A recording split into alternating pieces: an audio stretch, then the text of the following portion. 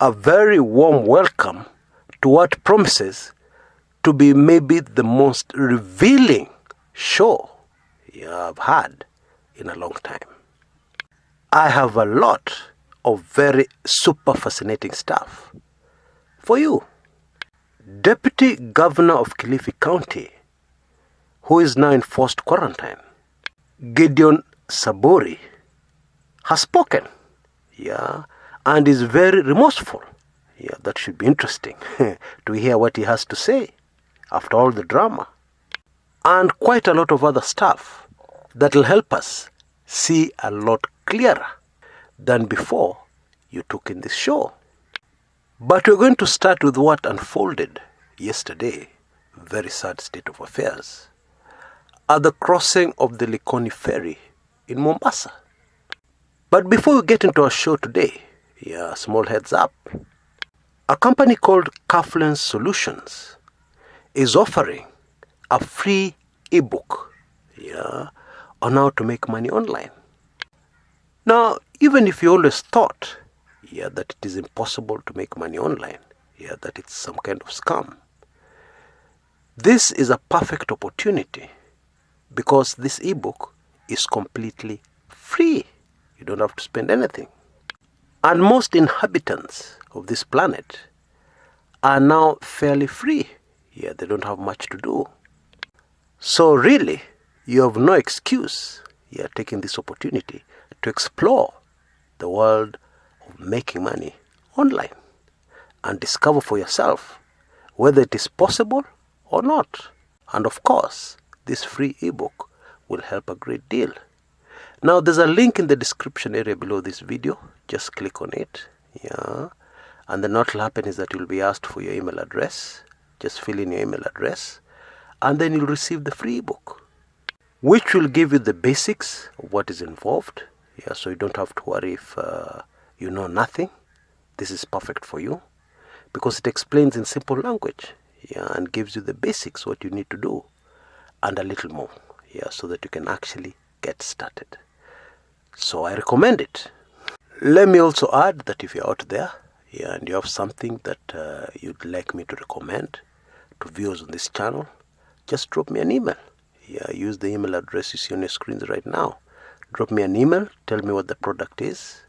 Of course, I'm not going to promote any scams or any products I don't like. Yes, because my reputation is on the line.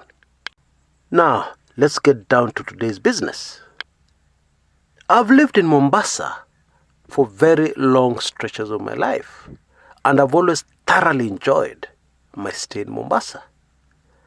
The long and short of what I'm trying to say is that I know Mombasa very well. And one thing I can tell you is that Mombasa people are not Nairobi people. Mombasa people are not kichwa ngumu. Yes, Mombasa people like to talk a lot. But that's it. Their talking is harmless. And that is why the incident that took place at the crossing of the Likoni Ferry in Mombasa does not make any sense. Tear gas people, club people in the head and on the back, even mothers, even women. Maaskari walichapa na kudhulumu watu wa Mombasa bila hatia. Ni nini hii? Walikuwa wanataka nini hao maaskari? Kisa na maana ya vile walifanya ni nini? Salala. Now, let's break this down and try and make some sense out of it. And let us start with something that people get wrong all the time. Whenever they're trying to analyze police brutality. And it is extremely important that you get this right. Because if you don't get this, there is absolutely no way you're going to be able to successfully analyze what might be going on here. And it is the following. All police officers, without exception, all police officers cannot do anything without being ordered to do so. Whenever a police officer finds themselves in a situation where they have to do something that they have not been ordered to, you'll notice that they're hesitant. In a vast majority of the cases, they'll refer the whole issue to a superior. They have to protect themselves. And don't kid yourself. All policemen understand the law very well. And they understand more. They understand how the justice system in Kenya works. Let me give you a quick example. I am sure you have seen in the news media numerous cases where policemen are caught red-handed, collecting bribes. And in desperation, what do these police officers normally do? They try and swallow. They put the evidence in their mouth and they try and swallow it. They have not gone crazy. They know the power of evidence before a court of law. They know the power of an exhibit, as they call it, in a court of law. So no exhibit, no evidence, and any previously watertight case will crumble like a house of cards. I'm sure by now you know what I'm driving at. But let me just spell it out. Those policemen at the Likoni Ferry were acting according to orders. That one I am sure. And in any case, we have a little more evidence to prove that what I've just told you is correct, which we'll come to in a minute. So, the order was use tear gas, use force, beat up people, etc., etc. That was the order, which they followed to the letter. And of course, the immediate question is why? And we'll come back to that shortly. Now, yesterday was the first day of the curfew announced by President Uhuru Kenyatta nationwide. Starting from 7 p.m. in the evening to 5 a.m. in the morning, daily, without exception. And of course, on the first day, you expect issues. People are stuck in a traffic jam, the car breaks down, etc., etc. And you end up late. You end up still out during a curfew. Now, I'm sure most of you have seen the videos circulating online on social media of what happened to a few unfortunate Kenyans who didn't make it on time to beat the curfew deadline. Just to summarize, it was clear that the cops were itching to beat up, whip people, and they were prepared. And again, they were following orders. Chapa hao viboko. Now, I want you to notice the consistency. Consistency can never be coincidence. And so clearly, an order was issued. As we say in Kenya, from up there. But not heaven. From higher above. From authorities higher above. And whatever other objectives this order may have had, one objective is clear. To create fear amongst the public.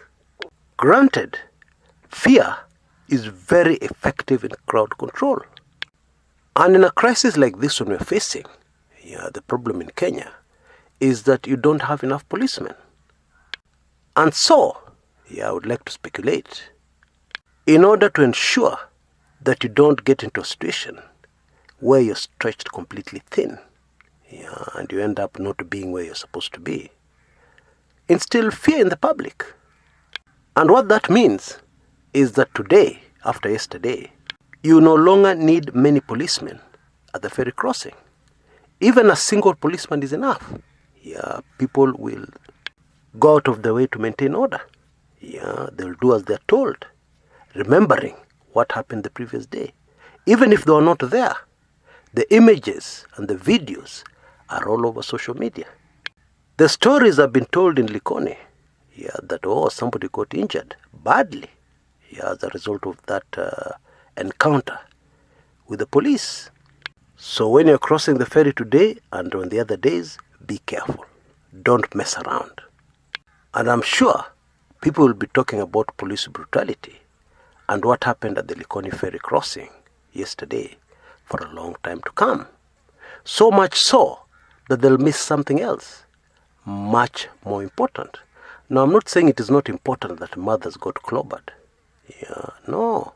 All I'm saying is that there's something else more important, and indeed to me, extremely disturbing. This strategy, to cause a lot of fear in the public is not limited to Kenya. It is consistent the world over. And it started in Wuhan, China, when all this maneno started.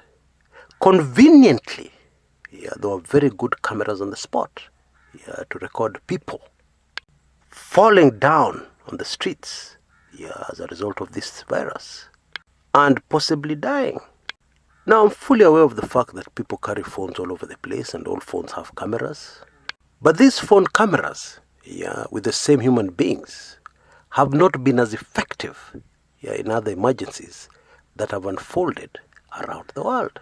Even during the much worse Ebola problem in the Democratic Republic of Congo, it would seem that people there don't have phones. Or if they have them, they don't know how to use the camera.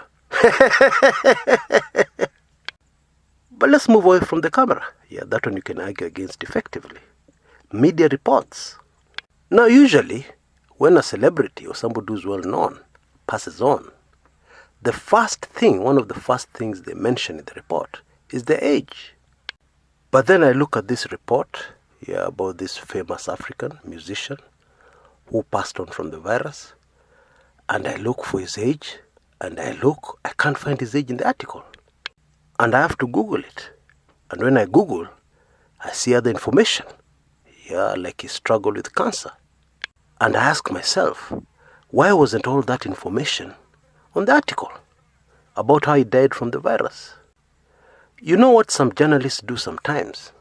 And the only thing I can call it is fraud. Is that they do not allow the facts to get in the way of a good sensational story.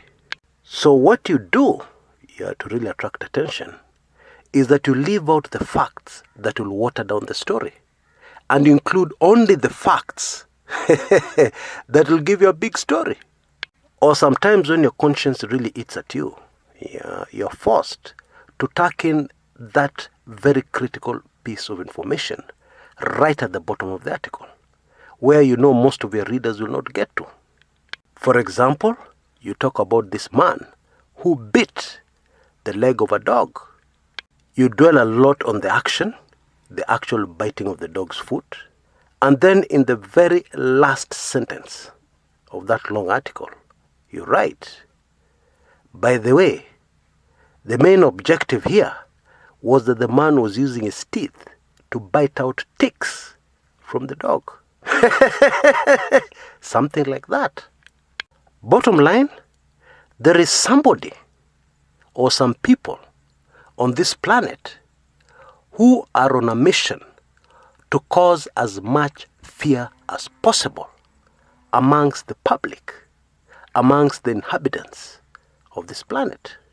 And I believe I know what the objective is, courtesy of the time in my life when I really studied a book called the Bible and the End Time Prophecies.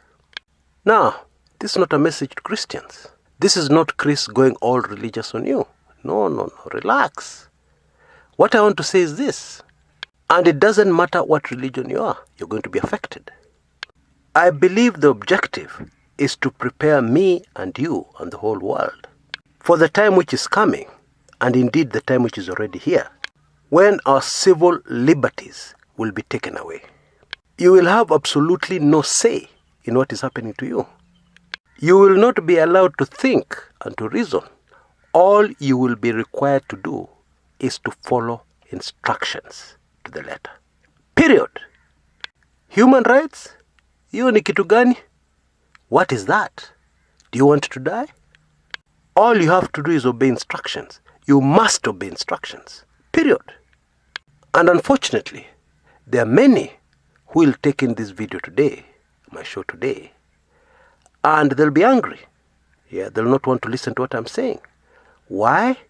Because the fear has worked already so effectively that they can't think straight. How dare you, Chris? What are you telling us, Chris? Now, for the sake of those who are still with me, there is something very important you need to do. And it is simply this: do not, under any circumstances, allow fear anywhere near your heart. Don't. And there are very many reasons why you should never allow fear to come anywhere near you. I'll give you a few examples. And before I give you these examples, let me emphasize a certain truism. Fear tends to multiply. That is, when something comes initially into your life and you fear, that fear inside you, more often than not, will multiply many times over. So that from a situation of fear, you will quickly degenerate into a situation of being terrified. One of the things that fear does is that it freezes you, makes you unable to think, makes you unable to move or even act. Even when doing so, will actually save you from that which has caused you fear, and indeed save your life. Let me give you a very good example. You're driving at high speed and you start to overtake this vehicle in front of you. And then suddenly you see a lorry, a huge lorry, driving towards you at high speed. You didn't see it before you started overtaking. Now you've just started overtaking. Here it is right in front of you. You freeze, which actually means your vehicle is now driverless. It has no driver because you're just frozen there. There's nothing you're doing. But had you not frozen, had you remained cool, then you'd have gently hit your brakes. The vehicle in front of you, the one you're trying to overtake, is still moving. And so as you hit your brakes gently, you can find room to squeeze yourself back in to your lane and abort overtaking. And you do this, and that lorry misses your vehicle by inches. But you're safe. You've averted disaster. There's no accident. And you have lived to be much more careful in future. You will never again overtake carelessly. On the other hand, the person who freezes is dead. That's the end of them. And this situation is replicated in so many other instances. Because your brain is one of the most important safety gadgets you have. The ability to think. And so the minute you allow fear into your life, there's a huge danger that you'll freeze. Number 2, fear can also cause you to do and say things that don't make sense. It is possible that somebody took all these scary stories in the media so seriously that without thinking, they quickly packed up and headed to their rural home. Now, there's no electricity in their rural house, so there's no way they can do any kind of work. They have not been doing any farming, so there are no crops or food in the farm. And there's even no cell phone network. Therefore, they can't even withdraw money from their bank account. They can't do anything. And they find that they put themselves and their family, those they love, those close to them, in a very dangerous and much worse situation than if they would have done nothing, and just stayed in the house in Nairobi. An Italian legislator said something that makes zero sense. He said that the migrants being allowed into Italy were the ones bringing in and spreading the virus. Yep, the ones coming in from Africa. But I guess now things are clearer to him. At least it should be crystal clear that this thing is not being brought in from outside Italy. It is inside Italy, in large, generous quantities. But there's the most important reason why you should not allow any fear into your life. Very important reason. And it is simply this: fear is the favorite weapon of choice of the enemy. When you go to see a demonic witch doctor, what do? They cause fear in you. They produce a snake, etc., etc. And for those who mind about the spiritual, which of course is very important, bear this in mind. Fear allows doors in your life to be opened so that other spirits can attack you without any hindrance, without any blockage, without any door barring the entry. The devil will use fear before they do what they want with you. The latest very unfortunate incident is that a foreign national residing in Kenya actually took their own life while in quarantine, and shortly after complaining about the conditions, the deplorable conditions of quarantine in Kenya. Fear, and especially fear of the immediate future, is what is used to welcome and introduce another even deadlier spirit called the spirit of suicide. Whatever you do, whatever you believe, don't ever allow fear into your life. Don't even believe what I know you're calling my conspiracy theories. Don't believe a word of what I say. But please, don't allow fear into your life. The Kenya government, which we don't trust, and which has given us a lot of reasons not to trust it, instead of announcing a lockdown, announces a curfew. And you're livid. You say a lot of nasty things about the Kenyan government. And you decide, even that curfew, you're not interested. You're going to stay in your house 24/7. You're not going to leave the front door of your house. And of course, you're lying to yourself that it's your cleverness and your smartness that is keeping you from stepping outside. But the truth is, it is something called fear. Period. Because whatever you want to say or think about the government, there is one thing I'm very sure about. The government can never allow large numbers of Kenyans to pass on from something they can prevent. As bad as the government is, or you think is, that one, I guarantee you, they can never allow. And they also have a lot more information than you and I. And so, and I know many of you will not like to hear this, and so, they know what they're doing when they tell us, you can go out at 5 a.m. in the morning, do your things, but be back in the house at 7 p.m. They know what they're doing. You know, I discovered in the comments area in a previous video, another reason which I'd completely overlooked, it had never crossed my mind, where curfews can actually help to deal with this virus. There is the category of Kenyans, and indeed human beings, who operate at night, and they're called the high-risk category. Those people will keep their social distancing during the day. They'll behave properly during the day, in our efforts to fight against this disaster.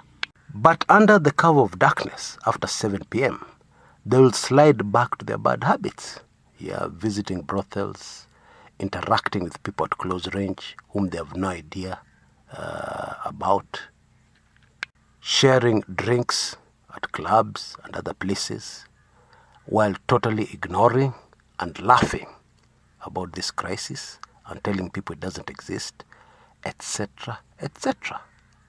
That group can really spoil things for all of us very quickly, and they've been dealt with. If they want to persist with their bad habits, they can do so in broad daylight, where we can clearly see them and what they're doing. Now, I'm going to give you a tip that has helped me many times. When I was in high school, there was this friend of ours, these days is a lawyer, a very well-known lawyer. He used to fight fear very effectively with only one question: what is the worst that can happen to me?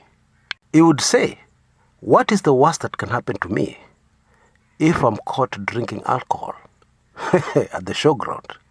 Or if I get so drunk that I can't make it back to school on time for the roll call? What is the worst that can happen to me? And then he'd answer his own question.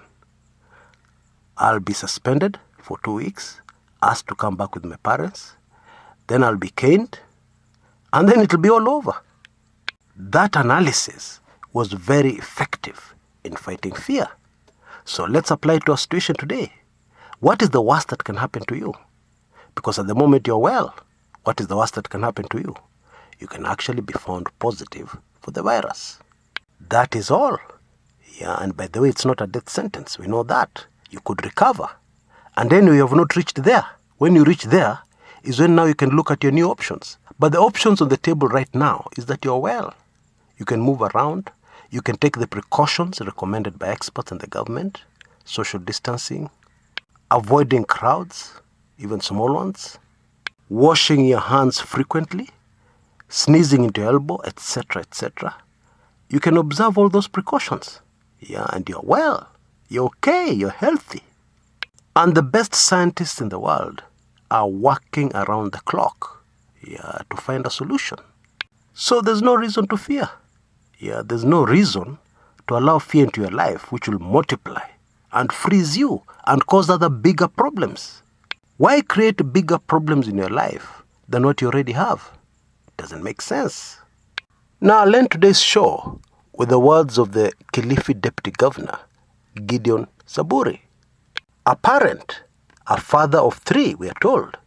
And he says, and I quote, "I'm very remorseful for bringing anxiety on coronavirus spread in Kilifi County and the entire country, and hope that people will find a heart to forgive me." He added that this thing is real, and he called upon everybody to take the precautions seriously. And he added that he feels very bad that having traveled to Germany, he is now bearing full blame for the spread of the virus in Kilifi, which is now number 2 in the country called Kenya, as far as those who have been found to have this virus is concerned. And yes, it's true.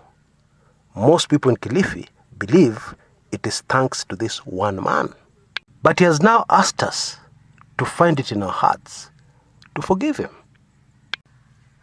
Of course, if fear has taken over your whole life, your response to me is going to be, forgive? Chris, what are you talking about? Until next time, this is Chris Kumekuja.